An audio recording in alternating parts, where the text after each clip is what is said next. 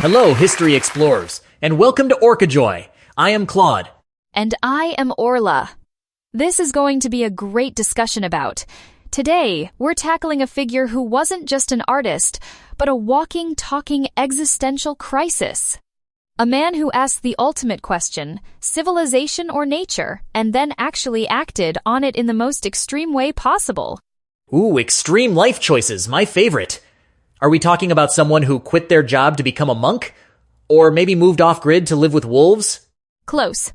Think, successful Parisian stockbroker, married with 5 kids, chucks it all, the money, the family, the respectability, to pursue art and chase a romantic dream of primitive paradise on the other side of the world. Meet Paul Gauguin. Whoa, stockbroker to starving artist in Tahiti? That is not just changing careers, that's detonating your entire life. What possessed him? Was he just bored? Or did he genuinely hate civilization that much? A bit of both, maybe. This was the late 19th century. Industrialization, materialism, rigid social conventions in Europe. Gauguin felt suffocated. He craved something more authentic, more spiritual, more real than what he saw as the artificiality and hypocrisy of modern European life. He romanticized the idea of a simpler, primitive existence, closer to nature and free from bourgeois constraints. Okay, I get the fed up with the rat race vibe. But ditching your family? That is hardcore. Was his art, instantly amazing enough to justify it? Or was he just struggling? Initially, he struggled immensely. He started painting later in life, associated with the Impressionists for a bit, but quickly developed his own unique style, Post-Impressionism. Forget trying to capture fleeting light like Monet. Gauguin used bold, flat areas of often non-naturalistic color, strong outlines, and simplified forms to express emotions, ideas, and a deeper spiritual reality. His paintings aren't just pictures, they're symbols. Bold colors, flat shapes, symbols. Like painting feelings instead of just what you see? Okay, that sounds cool. So he needed a place that matched that inner vision? Paris wasn't cutting it? Exactly.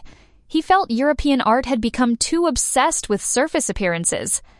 He first sought refuge in Brittany, France, painting the devout traditional peasant life, trying to find that primitive simplicity. Then he tried Panama and Martinique. But eventually, his sights landed on the ultimate exotic dream, Tahiti. In French Polynesia, he imagined it as a real-life Garden of Eden. Tahiti, paradise found, palm trees, beautiful people, no stock market. Did he finally find his happy place and paint masterpieces in blissful sunshine? Please tell me it worked out. Oh, Claude, it is complicated. His first trip to Tahiti was incredibly productive, artistically. He created some of his most iconic works, filled with vibrant colors, enigmatic figures, and Tahitian motifs. He tried to immerse himself, learn the language, understand the myths. But? There is always a but. Was it not the paradise he imagined? Did they have, bad Wi-Fi even back then? Worse. He found Tahiti wasn't the untouched Eden he dreamed of. It was already heavily impacted by French colonialism, traditional culture eroding, poverty, disease. His romantic vision clashed hard with the complex, often harsh reality and his own position as a European man there. It's problematic. Problematic how? He was part of the colonizing force he claimed to be escaping? And didn't he have relationships with really young Tahitian girls? That sounds super uncomfortable.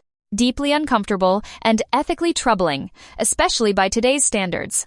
He took several young vahine as partners or wives according to local custom, depicted them frequently in his art. While he might have seen it as embracing local ways or finding muses, it's impossible to ignore the power imbalance, the potential for exploitation, and the colonial context. His search for the primitive was filtered through a very European male gaze. Yikes. Okay, that definitely complicates the noble savage narrative. So, paradise wasn't perfect. Did he stick around? Or run back to Paris? He actually went back to France for a bit, tried to sell his Tahitian paintings, felt alienated, again, and then went back to the South Pacific for good. This time even further, to the remote Marquesas Islands. Still chasing that elusive dream. Still painting incredible, powerful works, but also increasingly ill, poor, and in conflict with colonial authorities and the Catholic Church. Man, this guy just couldn't catch a break. Or maybe he made his own breaks in the wrong way? What about Van Gogh? Did not they live together for a while? I heard that didn't end well. Oh, the infamous Arles episode. Van Gogh idolized Gauguin and invited him to set up an artists' colony in the south of France. They lived and painted together intensely for about 2 months. But their personalities clashed violently. Intense arguments about art and life, culminating in Van Gogh's mental breakdown and the notorious ear-cutting incident, after which Gauguin fled back to Paris. A dramatic, tragic chapter for both of them. Yikes. Living with Van Gogh sounds intense. So Gauguin's life was just constant searching, conflict, amazing art, and questionable choices. Did he ever find peace? What is his ultimate masterpiece? His life was definitely tumultuous. As for peace, debatable. He died in the Marquesas in the year 1903, still relatively isolated and poor. But before he died, during a period of deep despair and illness, he painted his massive, enigmatic masterpiece. Where do we come from? What are we? Where are we going?